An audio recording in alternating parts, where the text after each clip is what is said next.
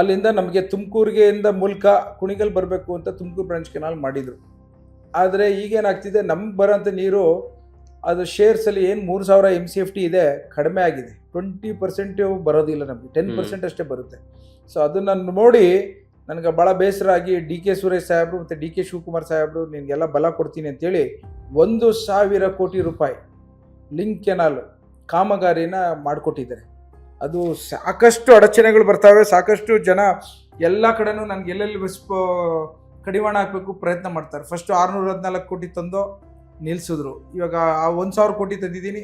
ಒಂದು ಸ್ವಲ್ಪ ನನ್ನ ಜಿಲ್ಲೆಯಲ್ಲಿ ವಿರೋಧ ಪಕ್ಷದ ನಾಯಕರುಗಳು ಯಾವುದೇ ಕಾರಣಕ್ಕೆ ಮಾಡಿಕೊಡುದು ಅಂತ ಅಡಚಣೆಗಳು ಮಾಡ್ತಾವ್ರೆ. ಈಗ ಅದು ನನ್ನ ಕನಸು. ಶ್ರೀರಂಗ ಏತ ನೀರಾವರಿ ಯೋಜನೆ ಮೂಲಕ ಮಾಗಡಿಗೆ ಈ ನೀರನ್ನ ನೀವು ಪಾಸ್ ಮಾಡ್ತಾ ಇಲ್ಲ ಅಲ್ಲ, ಅದಕ್ಕೊಂದು ಮಾತು.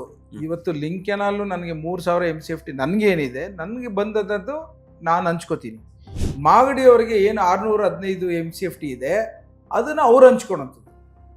ಇವತ್ತು ಯಾವುದೇ ಕಾರಣಕ್ಕೂ ನನ್ನ ನೀರನ್ನು ಬೇರೆಯವ್ರಿಗೆ ಶೇರ್ ಮಾಡೋಕ್ಕೆ ನಾನು ತಯಾರಿಲ್ಲ. ಅವ್ರಿಗೆ ನನಗೆ ಯಥೇಚ್ಛಾದರೆ ಬೇಕಾದ್ರೆ ಹಂಚೋಣ, ಬಟ್ ಅವ್ರದ್ದೇನಿದೆ ಅವ್ರ ಶೇರನ್ನು ನಾವೇನು ತಡೆಯೋಕ್ಕೆ ಹೋಗಲ್ಲ. ಶ್ರೀರಂಗ ಏತ ನೀರಾವರಿನೂ ಸಹ 19 ಕುಣಿಗಲ್ಲಿನ ಉತ್ರಿ ದುರ್ಗದ ಕೆರೆಗಳು ತುಂಬಿಸುವಂಥ ಕಾರ್ಯಕ್ರಮ ಇದೆ, ಕಾಮಗಾರಿ ಇದೆ. ಅದು ಮುಗಿದಾದ್ಮೇಲೆ ಮಿಕ್ಕಿದ್ದನ್ನ ಮಾಗಡಿಗೆ ಹೋಗುವಂಥದ್ದಿದೆ.